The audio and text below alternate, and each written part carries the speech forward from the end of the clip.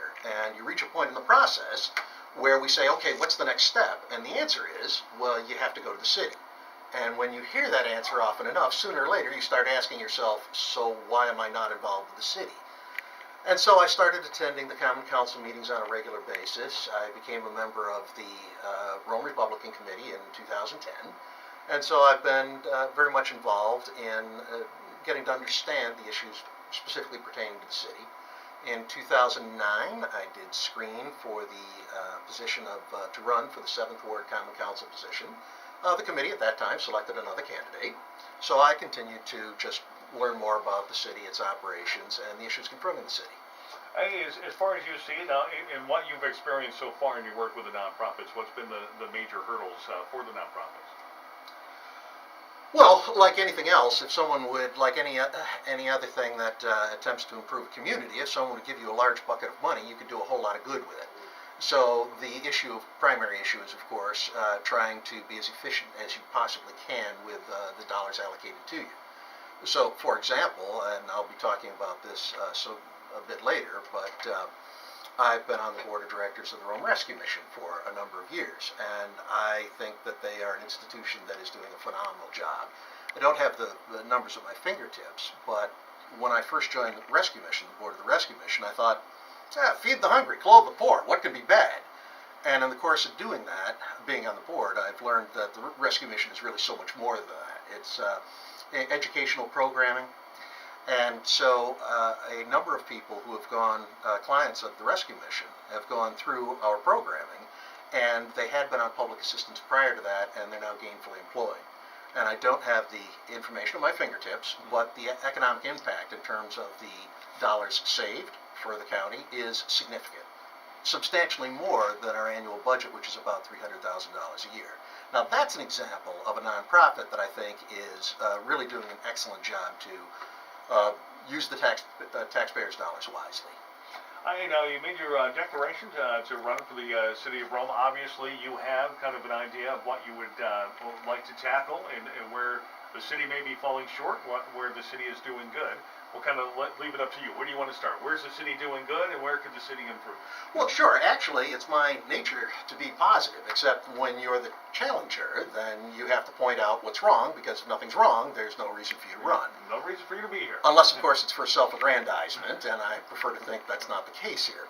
So I'll start out with the positives. The quality of life issues here in upstate New York are wonderful. We're doing an outstanding job of creating opportunities for our citizens. An example is some of the work we've done at the Capitol with our cinema Capitol, which is presenting a new kind of entertainment that wasn't previously available pretty much within a 50-mile radius, except for the occasions when Munson Williams Proctor Institute did their film series. There are a number of institutions in town where you have very passionate people who are doing some very good work in the community. And certainly I am extremely sympathetic to the fact that dollars are tight everywhere, including city budgets. Now, the problem as I see it is that over the course of ever since the base moved out, and perhaps even a little bit before that, I believe at its height Rome had a population of about 56,000. According to the U.S. Census in the year 2000, the population of Rome was about 44,000. According to the census in 2010, the population was about 32,000, and now it's estimated to be about 30,000. You can easily see the problem. You've got fewer and fewer people paying for ever-increasing costs to run the city. That's a problem, and something has to give. So, in my view, what we have to do is we have to attract people to our community. Well, that's a two-pronged attack. You've got quality of life issues, and then you've got cost of living issues. In terms of the quality of life issues, we're doing a pretty darn good job. Some things are quantifiable, such as crime rates, but many things are not. I might like a trout stream, you might like a concert. But when it comes to the cost of living, now that is something that every 6 months, every real property owner in town receives a scorecard concerning how the city's doing. And according to a study performed in 2005 by the Commissioner of Finance, Rome was the most heavily taxed municipality that had the highest tax rates of any municipality in Oneida County. So when you want to attract people to live in your community, that's a problem.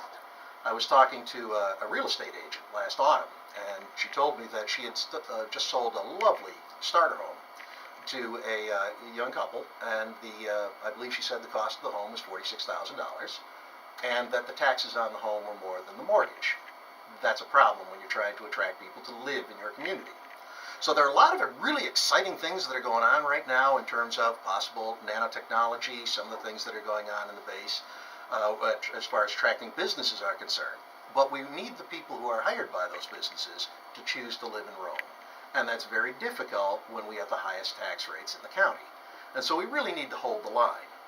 Now, in terms of specifically what's going on in city government, in the incumbent, his first budget, his budget called for a real property tax increase of 5%, well above the 2% real property tax cap in New York State. And then the Common Council did what I think was the responsible thing and found cuts to bring that rate down to an increase of about 2%. And in the following year, the incumbent proposed a budget of 1.66% real property tax increase, which was at the real property tax cap for that year. People say the real property tax cap is 2%. It's a long formula that is about that. But 2 years ago, it was 1.66%. And then the Common Council said, we can do better than that. And they did. And they found a number of cuts that I believe brought the tax increase to about 0.5% or a little bit less. And then this most recent budget, City Hall proposed a real property tax increase of 1.49% when the tax cap was 1.55%.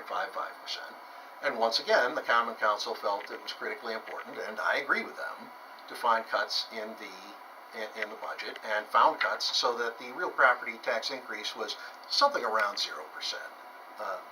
So I would say that when your biggest problem is declining population, and the way to address that is when you already have the highest real property tax rates in the county, it is vitally important that at the very least you hold the line on that and find decreases wherever you can, because the only thing that's going to get us out of this downward spiral is we have to increase our population. We have to get more people paying the bills. And so no one running for office is ever going to sit down across from you and say, hey, I got a great idea. Let's increase taxes. We all want to decrease them, of course. And I'll anticipate your next question. Okay, so what would you cut? Well, until you're actually the person sitting in the mayor's seat, until you actually have access to the department heads, it's very difficult to articulate very specific cuts within the departments. It would be irresponsible, in fact, until you've had an opportunity to have those conversations. But at the very least, I could do what the Common Council has done. At the very least, I could start where the Common Council had to end up. And also, I've identified that as a priority. And so when that's a priority, when you've defined the problem correctly, the solutions frequently suggest themselves.